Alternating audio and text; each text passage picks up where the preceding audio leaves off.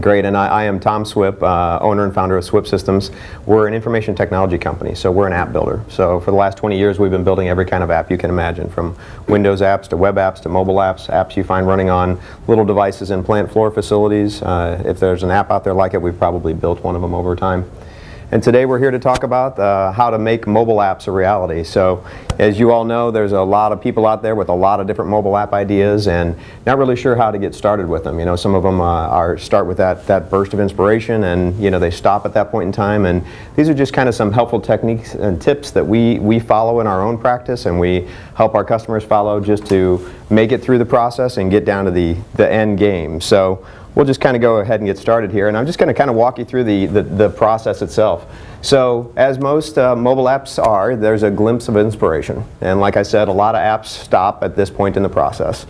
You know, 99% of them, you know, never come to fruition. People say, oh, I like this, you know, somebody should build an app for that. But a lot of them actually do come to fruition.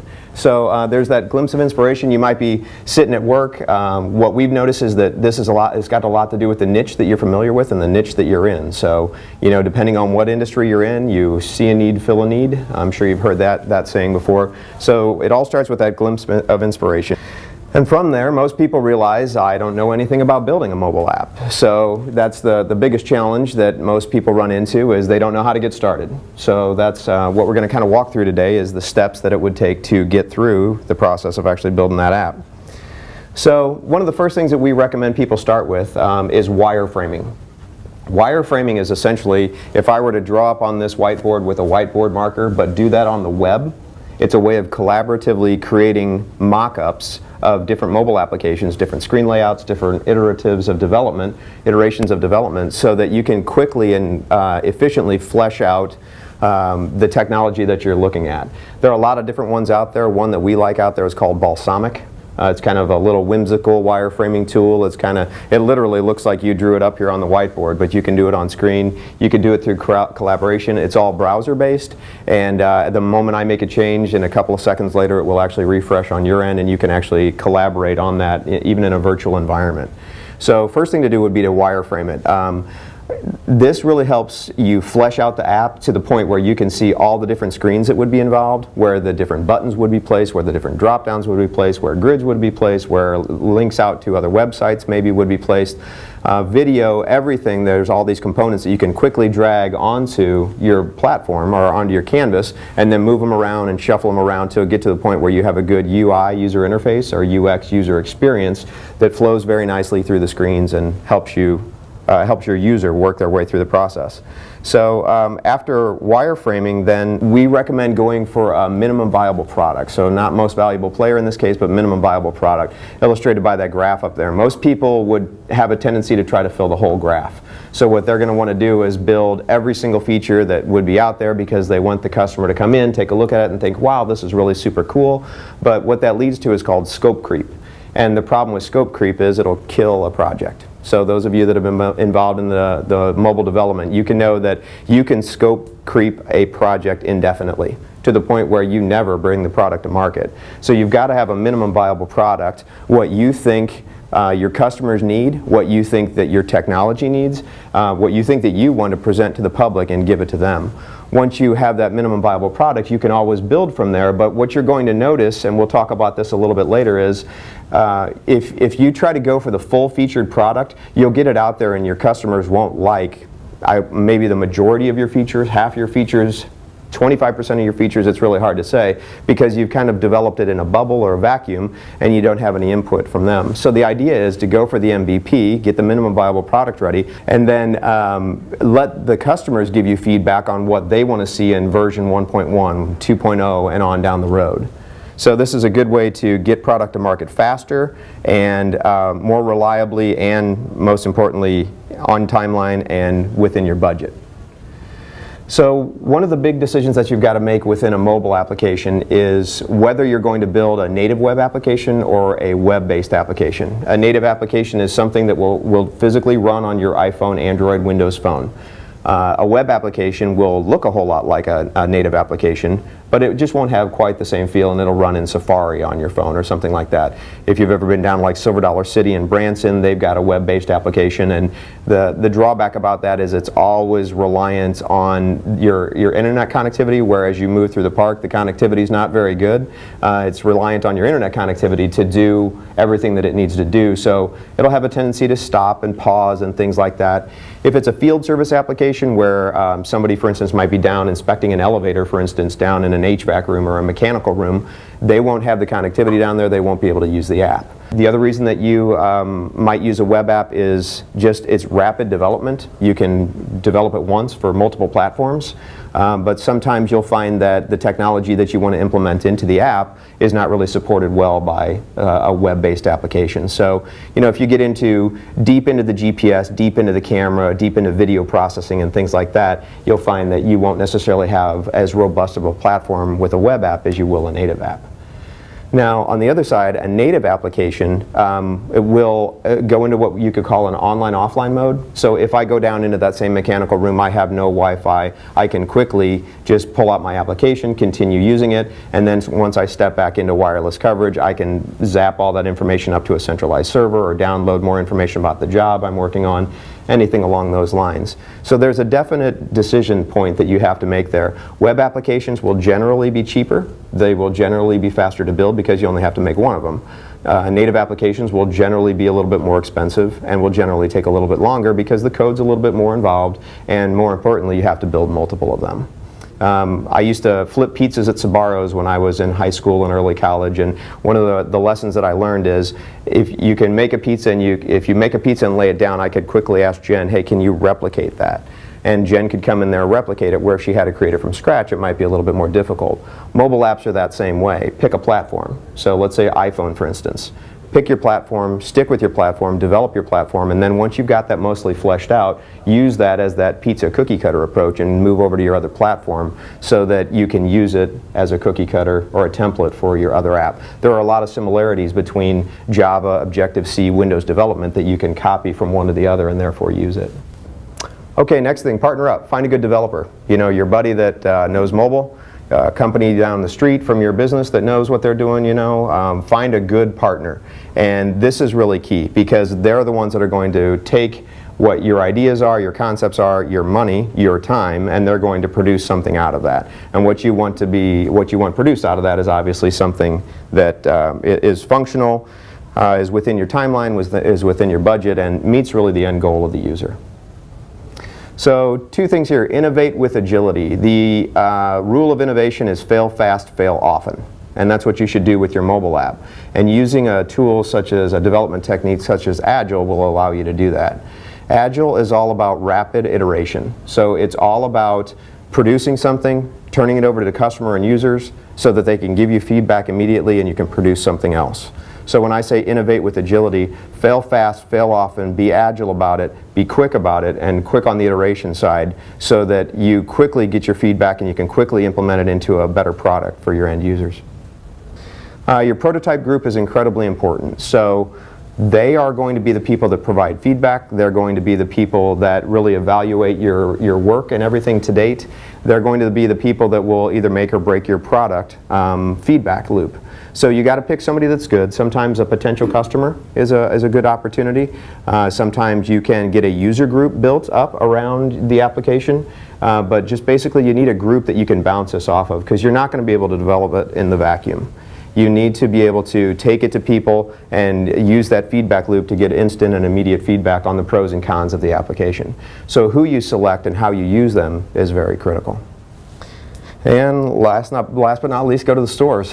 So, you know, this is really all about taking your final end product and going out to Google Play, the App Store, whatever it may be, and putting it out there. And once again, if you do take it through a single app channel and you build, let's say, iPhone, for instance, and push it out, keep in mind iPhone, the App Store is stringent on requirements. So they have an entire feedback process that can take, we've seen it take anywhere from probably a month down to 3 days. So especially if you get into their peak times around Christmas it can be a real long turnaround time for what you're trying to accomplish. So always think ahead on the stores. You can get yourself in queue inside of the Apple Store where you can submit a beta. But if you have a tendency to upload binaries on multiple occasions, they have a tendency to push you down in the queue, and they let other people around because it looks like you're not organized. So Google, on the other hand, 24 hours you can drop it into the store, and you can be in just that quick of a time frame. They have some upload checks that they'll do for your applications when you send them up. They're looking for, you know, breaking the rules, breaking standards, using APIs that you shouldn't be using, things along those lines, but they won't really get down and deep into the code. So Apple, on the other hand, is very particular about the user's experience. So for them, it's all about what do we want the user to be able to do, not what do we want the developer to be able to do. So there's a very different line of thinking there between Apple and Android, between how they handle that. So do keep in mind that, you know, your Apple app might sit in the store for 2 weeks, 2.5 weeks, 3 weeks, and you might get rejected because you left a flag on in one of the configuration files that your application doesn't use. So they're going to send it back. They're going to say take the flag out, and you've got to resubmit it. Usually those resubmissions come around pretty quickly, where you can get an approval, you know, pretty quickly after that. But do go to the store. When you do go to the stores, think ahead. Get yourself an account set up. Get a submission up there right away so that you can kind of hold your spot in the queue. Make sure that your submission is not buggy, because you will get rejected if there's a bunch of bugs in it. And make sure that you plan ahead to allow for that lead time and allow for a possible rejection, you know, for something as simple as an oversight in a configuration file or something along those lines. You know, to follow up with that a little bit more, you know, the difference between Apple and Google. Apple is pretty stringent on what they let you do with inside of the applications. So keep an eye out for those types of things. There are some undocumented APIs that will probably get you kicked out. There are some items that are cooked into the operating system that if you try to access those, they will probably get you kicked out rather.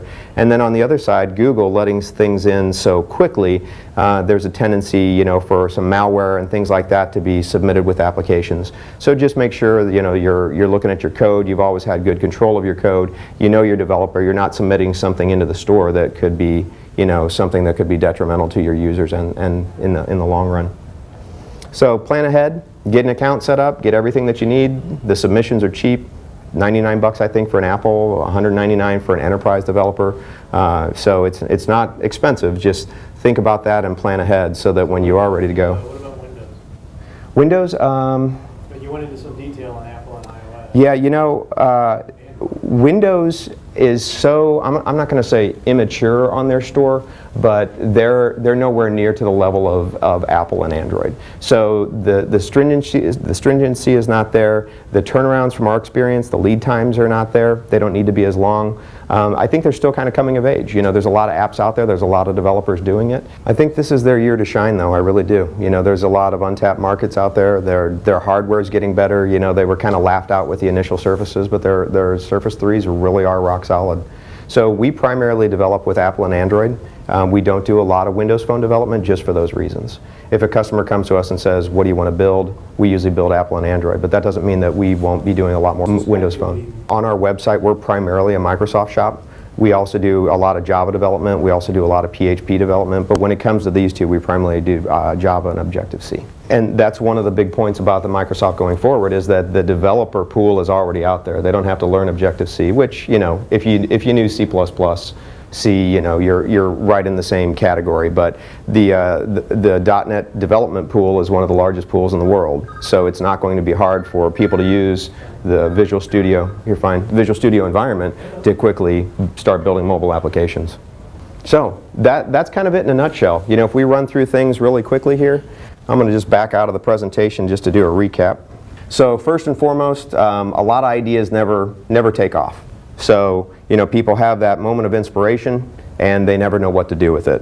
So in order to get past this section of I don't know how to build applications, wireframing is an easy way to take the first step on this, to lay things out, even before you start talking with developers. Go for that minimum viable product. Don't try to build the world. Build something that is containable and controllable, and you can set yourself up for success. Decide on native versus web and which one will work out better. Partner up with a good developer to make sure that you get your work done, your project done. Make sure that you innovate, fail fast, fail often, be agile about the whole thing, rapid iterative development where you can get feedback into the loop immediately, get your prototype group selected, and think ahead when it comes time to go to the store, because a lot of people will make the assumption that, okay, my app's done, I'm good to go. I've seen apps that have taken months that get rejected and rejected multiple times, or much more than months. So think ahead, get yourself into the queue, get your MVP into the store, and plan ahead.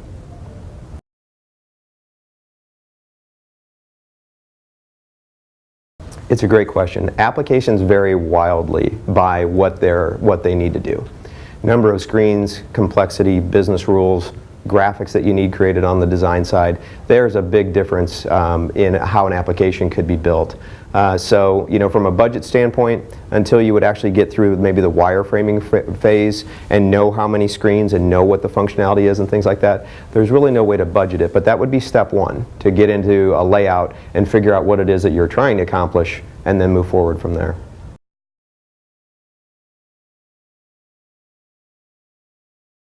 You'll get all kinds of suggestions. Oh, well, your button should be green, or you need 2 more screens that'll do this. So the feedback thing has got a lot to do with the founders, what they're trying to accomplish, what they're trying to go to market with, and taking good feedback from customers. If your feedback group is big enough, we a lot of times will weigh feedback based on how many people are asking for it, something like that. Let's say I got a feedback group of 100, and 50 people are saying, you really need to do this, take that to heart for sure. But if I got a group of 10 and only 1 person is suggesting it, maybe take it back to the group and say, we're thinking about doing something like this, what do you think? And get a little more feedback on the feedback. That's one way to kind of flesh it out a little bit more. And really a matrix, like a feature list, a parking lot, whatever you might want to call it, is very important to make sure that you're documenting all of that, so you can eventually set up a roadmap for version 1.1, 1.2, what's going to come out in the future. So documenting all that, weighting it by the number of people that are voting for it, those types of things will really help you do it. And feedback on the feedback is one that we find to be very successful, because a lot of people go, hey, we need to do this, and boom, the developer's already doing it, and then you come down to release time and nobody uses the feature. So kind of got to weigh it out a little bit more ahead of time.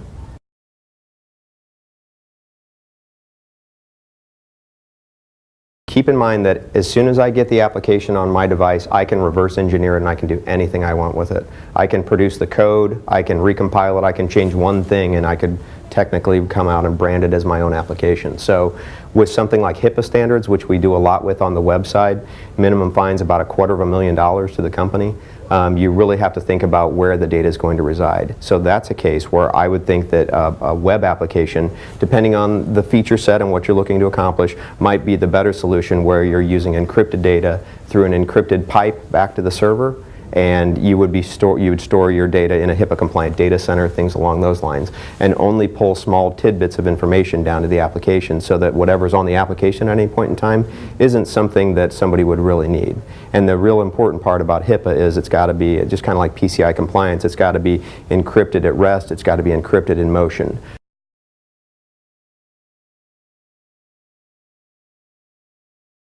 Well, the key to the patent office is getting there first. So there's about an 18-month black hole in the patent office. So from today, 18 months back, you have no idea what was submitted in patent. And from here until 18 months forward, you're not going to know if you're going to get your patent. So if you look at it as a whole, there's a 3-year window there that you could really kind of get yourself in trouble with. The key is to go in and work with a good patent attorney that would know what seems patentable. Am I going to be able to patent that tabletop? No, but the legs down there, those are something special. They're kind of cool. That's something that you could. So working with a patent attorney, understanding your claims, and well-defined claims. So one of the patents that we helped a client submit had 100 claims on it, and all the claims were incredibly well-defined, so that somebody couldn't come in later and go, well, we built something similar, but it doesn't meet that. We made sure that we helped them define it. So getting into a provisional patent, you've got, I think, a year before you have to turn it into a full patent. Your provisional patent will be a lot less expensive than your full patent. So getting your claims well-defined, getting into a provisional patent that you intend to long-term turn into a full patent is really the only way that you can do it.